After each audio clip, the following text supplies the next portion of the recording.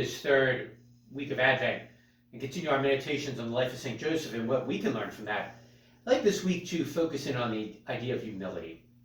You know, out of the Holy Family, St. Joseph's the one that often gets overlooked. There's an old joke out there that, you know, we all live with people we think who are perfect, but St. Joseph actually did. Mary and Jesus rather, were without sin. They were the only perfect people who've ever walked this earth. And Joseph had to live with them. And Joseph didn't do that begrudgingly or as a sense of obligation. Joseph embraced that wholeheartedly. And even though he may not have been sinless like our Blessed Lady and Jesus, St. Joseph was part of that Holy Family, and he practiced humility.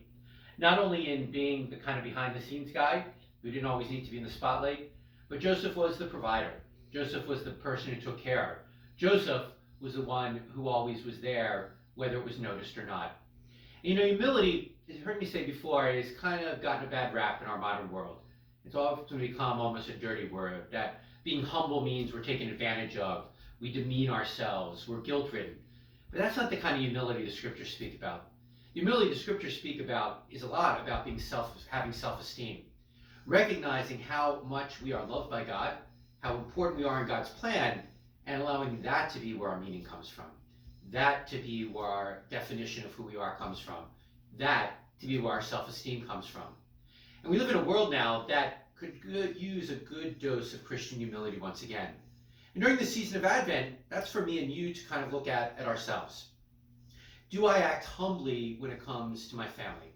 Do I act humbly at work, among my circle of friends, in my neighborhood, on the soccer field, wherever I interact? Or am I always trying to one-up the other person?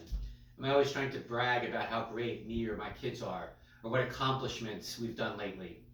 There's a little bit of that need for affirmation in all of us, but Advent calls us to refocus that. To refocus and realize that affirmation needs to come not from patting ourselves on the back, but affirmation needs to come from God. And I think St. Joseph had a great, powerful understanding of that. You and I could learn from him.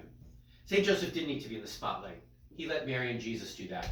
St. Joseph didn't need to be the one whose words were recorded for prosperity. He let Jesus and Mary do that.